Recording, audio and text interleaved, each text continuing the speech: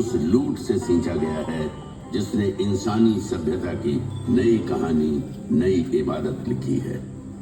इस गिरिखंड में लोग मारे गए, कत्लो गारत हुए, हिंसा का ऐसा नंगा खेल खेला गया कि हिंसा करने वाले का मन भी भर आया।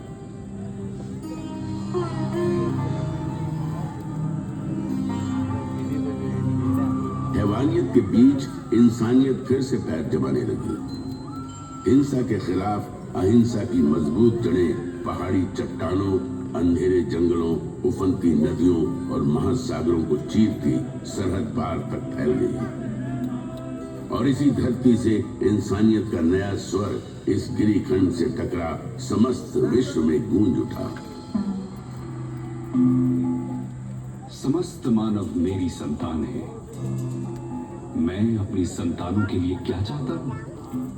मैं चाहता हूं उनका भला, उनकी खुशी, इस संसार में भी और इसके बाद वाले संसार में भी। समस्त मानव जाति के लिए यही कामना है। तुम शायद ये समझ नहीं सकते कि मेरी ये कामना किस हद तक है, और यदि तुम में से कुछ इसे समझ भी जाए तो भी तुम इस कामना की शिद्दत को पूरी तरह नहीं समझ सकते। मैं अहिंसा के उसी नाद का प्रतीक हूं जिसने इस ब्रह्मांड को एक सूत्र में बांध रखा है, जिसका होना इंसानियत का होना है। यही भाईचारे की सच्ची परिभाषा भी है। सम्राट अशोक की ऐतिहासिक कहानी प्रारंभ होती है उनके दादा चंद्रगुप्त मौर्य से। ईसा की चौथी शताब्दी का अंत एक बटी हुई राजनीतिक स्थिति के शुरुआत का समय था। देश, जन, विश्व, ग्राम, कुल और राज्यों में बटे हुए थे। अलग अलग प्रदेश, अलग अलग शासक, अलग अलग शासन व्यवस्था, अलग अलग कायदे कानून। समय आया ईसा पूर्व 321 का। 25 साल का नौजवान चंद्रगुप्त मौर्य। हालांकि राजा नंद के मुकाबले उसकी फौजी ताकत कम थी, लेकिन कौटल्य जैसे गुरु की कूटनीतिक चालें नंद की फौज पे भारी पड़ी।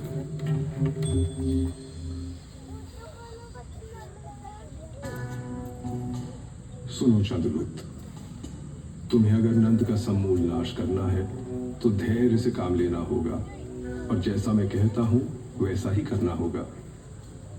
भूखे को अगर थाली की गर्म खिचड़ी खानी हो तो बीच में कभी हाथ नहीं डालना चाहिए। इससे हाथ तो जलता ही है, मुंह भी जलेगा और पेट में छाले पड़ जाएंगे। इसलिए चंद्रगुप्त, खिचड़ी को किनारे से खाते हुए बीच की ओर बढ़ो। इस तरह बिना खुद को आहत किए तुम आखिरी दाने तक को खा सकते हो। ठीक उसी प्रकार तुम्हें नंद के राज्य पर विजय प्राप्त करनी है। मेरे बताए मार्ग पे चलो। वो समय दूर नहीं जब सत्ता का केंद्र तुम्हारे हाथों में होगा। तुम अधिपति बनोगे। चंद्रगुप्त ने कौटल्य के बताए मार्ग पर चलना शुरू कर दिया। सीमावर्ती क्षेत्रों के साथ छेड़छाड़ शुरू हो गई। लक्ष्य था केंद्र पर अधिकार जमाना। गंगा किनारे का प्रदेश चंद्रगुप्त की मुट्ठी में आ गया। इसी बीच सिकंदर भारत से वापस लौट गया। सिकंदर के चले जाने से जो खालीपन पैदा हुआ, चंद्रगुप्त ने उसका भरपूर फायदा उठाया। चंद्रगुप्त उत्तर पश्चिम की तरफ बढ़ता चला। इन प्रदेशों को तेजी से अपने कब्जे में करता सिंधु नदी तक जा पहुंचा। उसकी नजर सिंधु पार के इलाकों पर थी, लेकिन वहां शासन था सिकंदर के सेनापति सेल्यूकस निकेटर का। चंद्रगुप्त रुक गए। उनकी नजर मध्य भारत पर पड़ी। उसने नर्मदा के उत्तर में स्थित प्रदेशों को अपने कब्जे में ले लिया, लेकिन सिंधु पार के इलाकों को अपनी मुट्ठी में करने की चाहत अभी भी दिल में कसमसा रही थी। साल था ईसा पूर्व 305 का। चंद्रगुप्त सेल्यूकस से जा भिड़ा।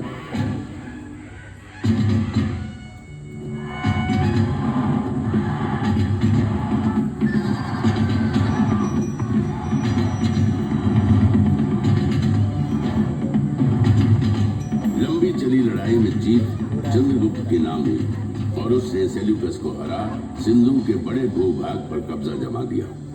बंगाल से लेकर हिंदू कुश, और हिमालय से लेकर नर्मदा तक के प्रदेश चंद्रगुप्त की छत्र छाया में आ गए। एक नए युग, नई व्यवस्था ने बीज से पौधे का रूप ले लिया। राज्य साम्राज्य में बदल गए और जन्म हुआ दुर्जय मौर्य साम्राज्य का। ऐसा कहते हैं कि अपने जीवन के अंतिम काल में चंद्रगुप्त मौर्य जैन सन्यासी बन गए। अपना साम्राज्य अपने पुत्र बिंदुसार को सौंप जैन मुनियों के साथ दक्षिण की ओर चले गए तथा जैन रीति के अनुसार अनाहार द्वारा अपने जीवन का त्याग कर दिया। चंद्रगुप्त के बाद बिंदुसार ने विशाल मौर्य साम्राज्य की बागडोर अपने हाथों में ले ली। चंद्रगुप्त के साम्राज्य विस्तार का सपना बिंदुसार का सपना बना। उसने दक्षिण पर आक्रमण कर मौर्य साम्राज्य का विस्तार सुदूर दक्षिण में मैसूर तक कर दिया। उसने बंगाल की खाड़ी और अरब सागर के बीच के समस्त प्रदेशों को जीतकर मौर्य साम्राज्य के अधीन कर लिया। भारत के विशाल भूभाग पर मौर्य के रथ की विजय पताका लहराते दौड़ने लगी। लगभग सारा उपमहाद्वीप मौर्यों के कब्जे में आ गया। सिर्फ एक क्षेत्र था जो अब भी उनकी पहुंच से बाहर था। वो था पूर्वी तट कलिंग। कलिंग आजाद अविजित था। उसने विजयी मौर्य रथों को अपनी सीमा में घुसने नहीं दिया था। कलिंग की सीमा पर अब भी कलिंग का ही ध्वज लहरा रहा था।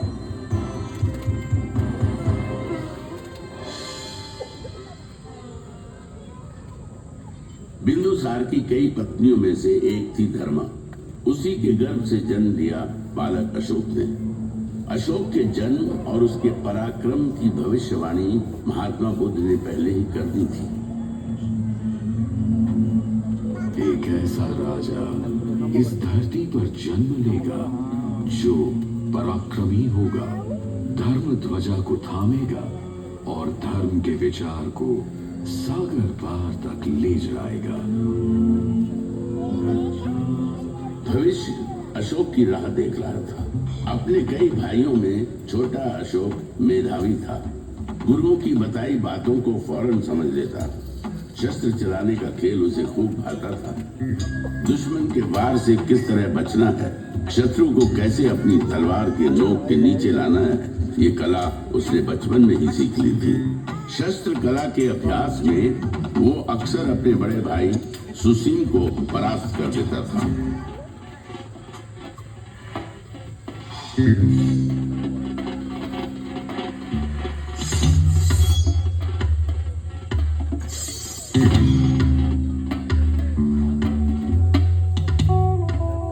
वाह, अद्भुत! अशोक मेरे पुत्र, तुम्हारा भाई सुसिम तुमसे ज्येष्ठ है, उम्र में तुमसे बड़े हैं, लेकिन शस्त्र चलाने को तुम्हारी अद्भुत क्षमता और पराक्रम के आगे तुमसे छोटे हो जाते हैं। तुम दोनों मुझे प्रिय हो पुत्र। तुम पितामह चंद्रगुप्त के पौत्र हो, मौर्य साम्राज्य के भावी संरक्षक। तुम्हारी देखरेख में मौर्य वंश और साम्राज्य वैसे ही सुरक्षित रहेगा जैसे मां की गोद में और पिता की छाया में शिशु।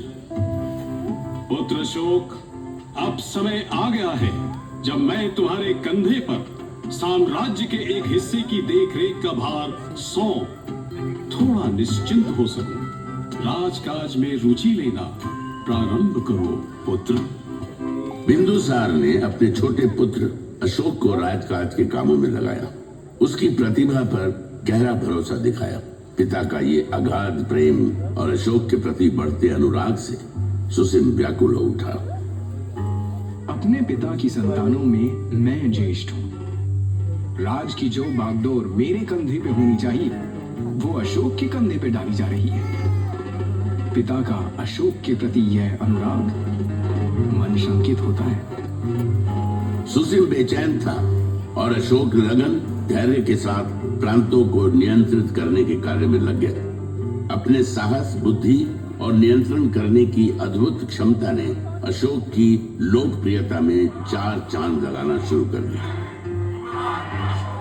अशोक की बढ़ती प्रसिद्धि और प्रांतों को नियंत्रित करने की क्षमता से जहां एक तरफ बिंदुसार का भरोसा अशोक के प्रति बढ़ता जा रहा था, वहीं युवराज सुसिम का भावी सम्राट बनने का भरोसा डगमगाने लगा।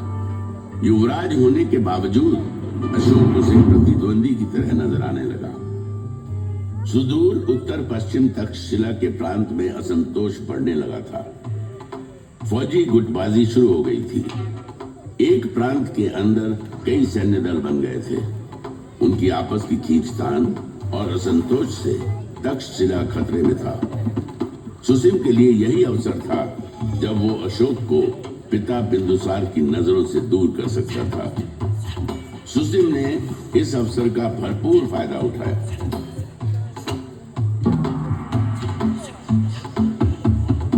तक्षशिला में बढ़ती अशांति और असंतोष ने मौर्य साम्राज्य को संकट में डाल दिया है। तक्षशिला की रियासतें आपस में शत्रुता पाली हुई है। रियासतों के सैन्य दल आपस में लड़ रहे हैं।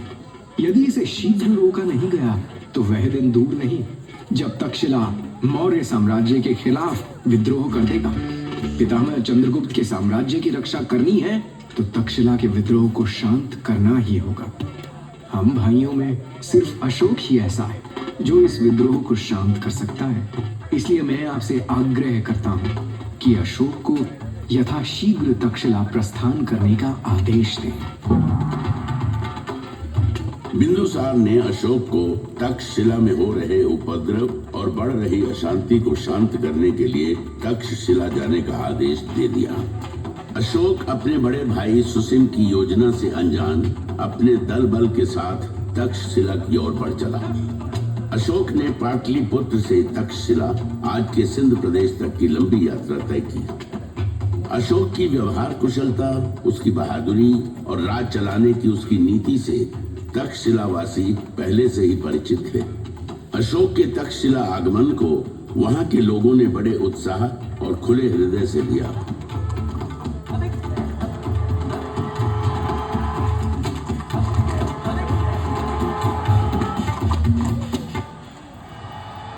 अशोक का जबरदस्त स्वागत किया गया। तक्षशिला की धरती पर न घोड़े दौड़ाए गए, न तलवार चली, न ही लहू बहा।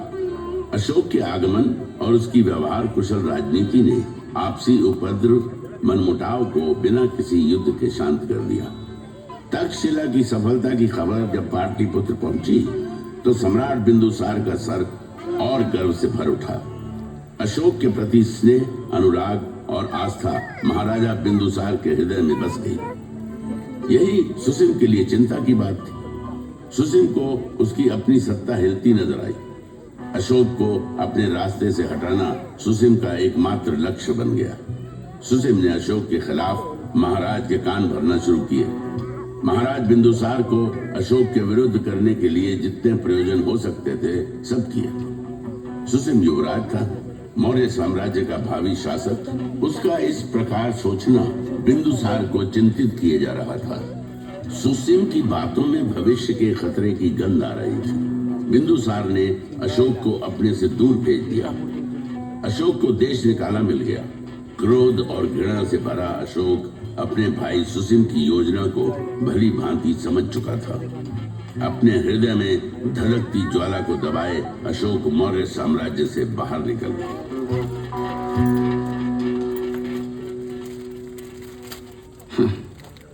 मौर्य साम्राज्य के महाराज जो मेरे पिताजी हैं, उनका संदेश आया है।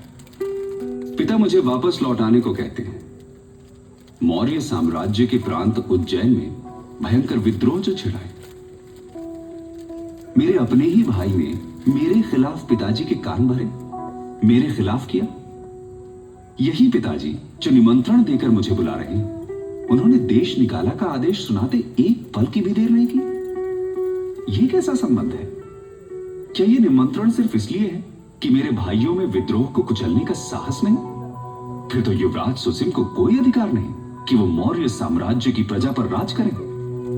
जो राजा अपनी प्रजा की भावनाओं, उनकी आवश्यकताओं को न समझता हो, उसे राज करने का अधिकार ही नहीं। एक बार फिर मेरा हृदय क्रोध और ग्लानि से भर आया है। मैं जाऊंगा, उज्जैन अवश्य जाऊंगा। मौर्य साम्राज्य को मेरी जरूरत है।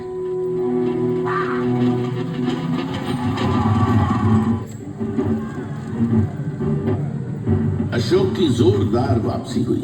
अपनी पूरी ताकत, हौसले और सैन्य बल के साथ उज्जैन के विद्रोह को कुचलने अशोक निकल पड़ा। उज्जैन में घमासान मचा।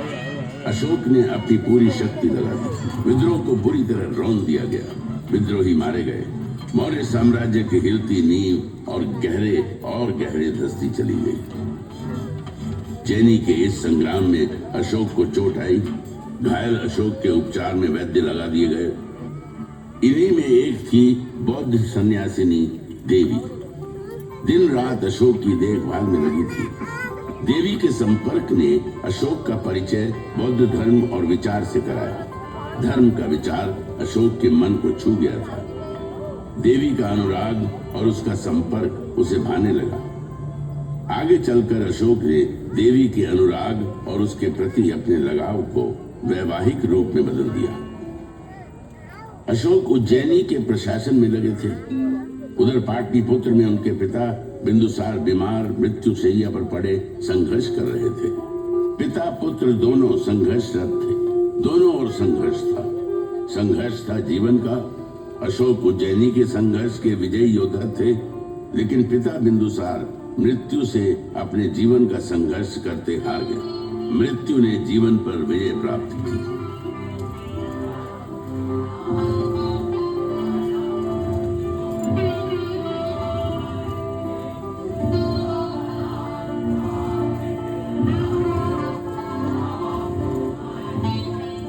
पिता से दूर पिता की मृत्यु के समाचार ने अशोक को पुनः नए संग्राम में ला खड़ा किया। धूल के गुबार उठने लगे। मन में दुख करुणा का बवंडर सा उठ खड़ा हुआ। कई तरह के प्रश्न आपस में टकराने लगे। प्रश्न था आने वाले समय के मौर्य साम्राज्य के गौरव का। पिता नहीं रहे। मुझे पाटलिपुत्र लौट जाना होगा। पितामह चंद्रगुप्त और पिता बिंदुसार के विशाल मौर्य साम्राज्य के भविष्य पर पुनः अनिश्चय के बादल मंडराने लगे हैं। मौर्य साम्राज्य का शासन अपने ज्येष्ठ भाई सुसिम के कमजोर हाथों में चला जाने, राजकाज से दूर मैं चला जाऊं घने अंधियारे जंगल में। सुसिम के हाथों में मैं मौर्य साम्राज्य के विनाश को देख रहा हूं। काल, तूने मुझे पुनः मझधार में ला खड़ा किया है। मेरा जीवन संघर्ष और उठापटक का चक्र बनकर रह गया है। इससे मुक्ति नहीं। अशोक को साम्राज्य के भविष्य की चिंता थी। कई तरह के प्रश्नों ने आ घेरा था। वे उसमें उलझते चले जा रहे थे। तभी राधा गुप्त के नेतृत्व में अशोक को चाहने वाले मंत्रियों की एक मंडली आई। राधा गुप्त अशोक को भावी सम्राट के रूप में देख रहे थे। मौर्य साम्राज्य का भविष्य तभी सुरक्षित था जब उसकी बागडोर अशोक जैसे कुशल प्रशासक के हाथ में हो। यदि संघर्ष ही मेरी नियति है तो मैं लड़ूंगा। पितामह चंद्रगुप्त के साम्राज्य की परिभाषा की रक्षा के लिए लड़ूंगा। यह संग्राम महान मौर्य साम्राज्य के गौरव की रक्षा का संग्राम है। जो भी इसके रास्ते में आएगा मारा जाएगा। मौर्य गौरव की रक्षा करना मेरा प्रथम कर्तव्य है। इसकी राह में मेरे भाई, मेरे संबंधी जो भी आते हैं आने दो। अपने हथियार उठाओ, खोलो घोड़े। जो भी सामने आता है खत्म कर दो उसे। बहने दो खून की नदियां। चलो पाटलिपुत्र की ओर।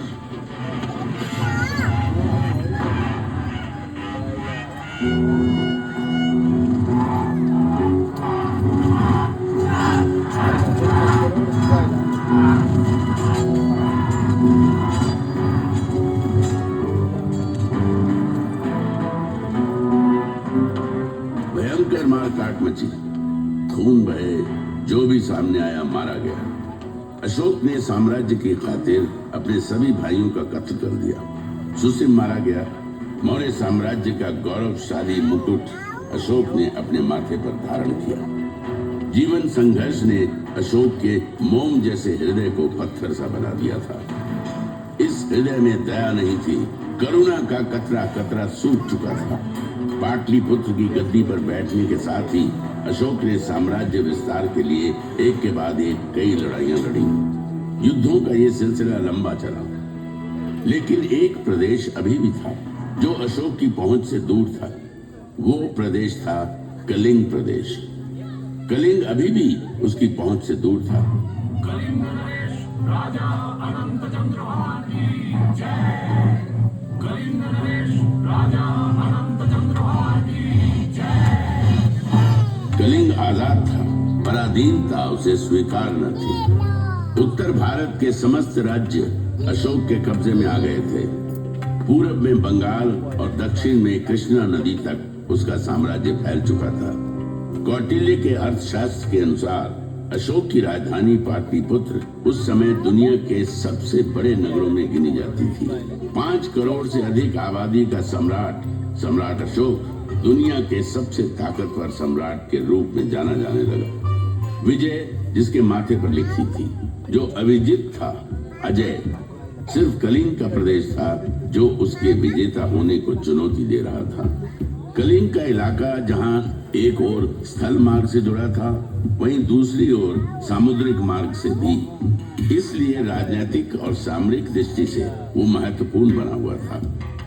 दूरदर्शी अशोक दक्षिण भारत पर अपनी बेहतर पकड़ बनाने के लिए कलिंग को अपने अधिकार में करने के महत्व को भली भांति समझ रहे थे। मौर्य साम्राज्य को अभेद्य बनाना है तो समुद्री मार्ग को अपने कब्जे में करना होगा। सामुद्रिक मार्ग भविष्य में आफत डाल सकता है। कलिंग, हाँ, कलिंग को कब्जे में करना होगा। कलिंग विजय भूमार्ग और जलमार्ग दोनों पर विजय लेकर आएगी। अशोक ने कलिंग के विरुद्ध युद्ध की घोषणा कर दी। अशोक के अश्वारोहियों और पैदल सैन्य बलों ने कलिंग को घेर लिया। जबरदस्त किलेबंदी की गई। देश के बाकी हिस्सों से कलिंग का संपर्क टूट गया। अशोक को लगा कि कलिंग जल्द ही घुटने टेक देगा, लेकिन कलिंग वासी स्वाभिमानी थे, स्वतंत्र विचारों के, स्वतंत्रता प्रिय थे। आजादी प्राणों से अधिक प्रिय थी। भयंकर मारकाट मची।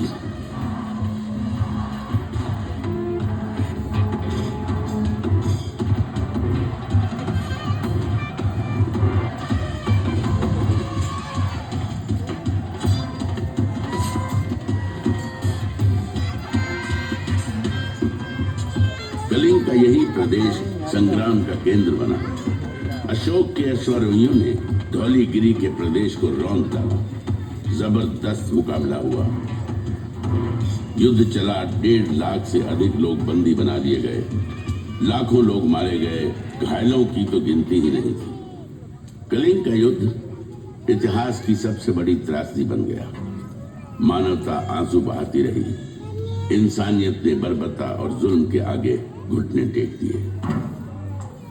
विजयी अशोक की विजय यात्रा कलिंग की भूमि पर निकली, लेकिन इस पराक्रमी राजा के विजय स्वागत में फूलों की पंखुड़ियां नहीं थी। स्वागत में थे कटे पिटे शव, अपने पतियों की मौत के शोक में विलाप करती स्त्रियां, लहू से कीचड़ बन आए राजमार्ग, शवों के विशाल ढेर, चील, गिद्ध, भेड़िए और सियारों के संवेद गीत। अशोक का हृदय दुख, करुणा और ग्लानि से भर उठा।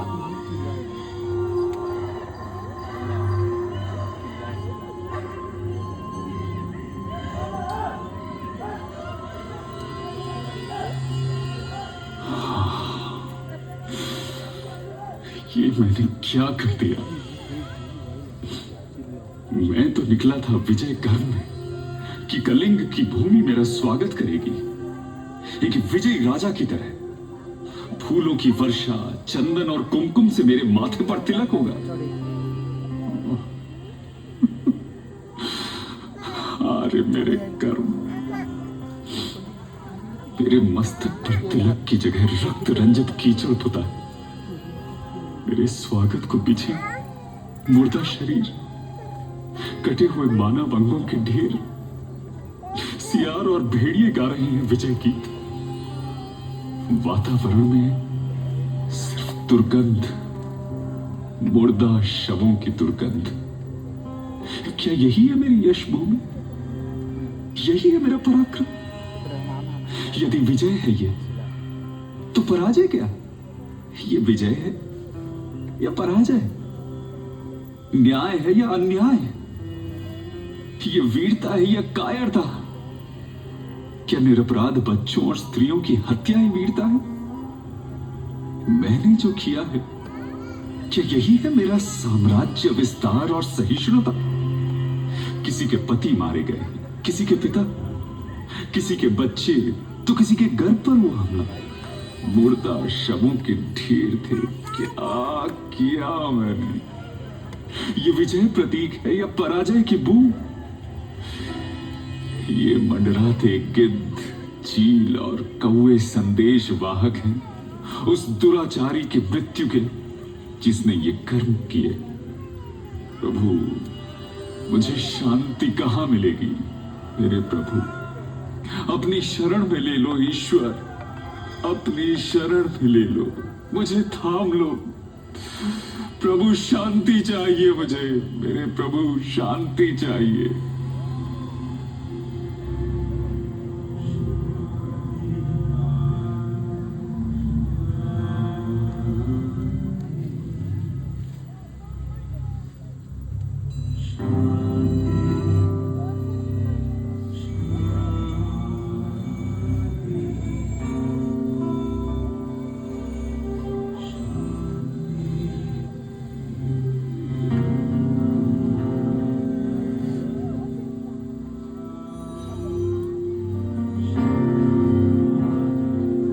बौद्ध संत उपगुप्त और मंजूश्री ने अशांत, व्यथित, शोकाकुल अशोक के माथे पर स्नेह का हाथ रखा, उसकी उंगली थामी और हिंसा के मार्ग से अहिंसा के मार्ग पर लेकर चलते चले गए।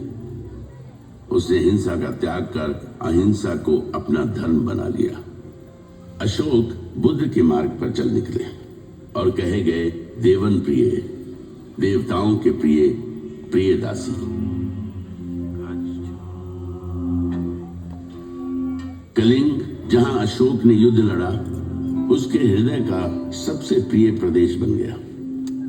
धौली की जो दया नदी रक्त से लाल हो गई थी, उसी दया नदी के तट पर बसे धौलीगिरी में अशोक ने कई चैत्य और स्तूप बनवाए, शांति संदेशों के स्तंभ खड़े करवा दिए। कलिंग के ये शिलालेख मानवीय समाज, न्याय और आदर्श की बात करते हैं। अशोक ने धम्म के विचार को अंगीकार किया।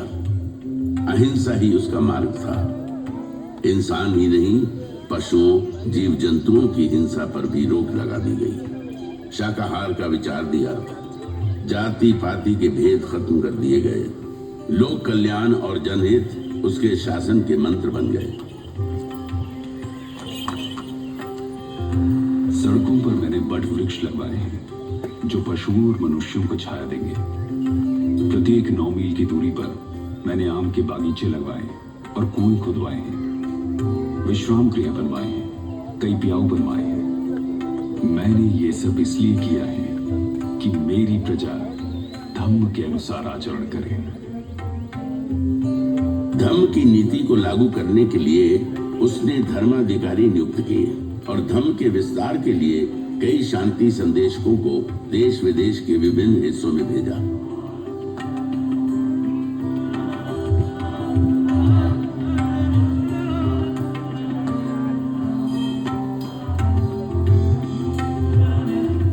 Sri Lanka, Nepal, Thailand, Egypt, Syria और मैसेडोनिया के इलाकों में अशोक के शांति दूत अहिंसा के विचार को लेकर गए और बुद्ध के विचार का प्रसार किया। लगभग 40 वर्षों तक साम्राज्य का संचालन करने के बाद 232 ईसा पूर्व में महान सम्राट अशोक ने देह त्याग दी। अशोक के शांति संदेश उसकी राजनीतिक समझ की गौरव गाथा कहते नजर आते हैं और आज भी अंधेरे में रोशनी फैलाने का काम करते हैं। संभवतः अशोक दुनिया का पहला ऐसा सम्राट था जिसने साम्राज्यवाद के विचार को लोक कल्याण और जनहित के संदर्भों में समझा और उसे लागू भी किया। हिंसा के विरोध में अहिंसा के बौद्ध दर्शन को जन जन तक पहुंचाया। धौली में अहिंसा का प्रतीक स्वरूप एक बौद्ध स्तूप और एक हाथी का स्वरूप यहाँ बना हुआ है, जो अहिंसा के उसी विचार का प्रतीक है। मेरे नाद में महान अशोक का नाद भी मिला हुआ है। मैं नाद हूं शांति का।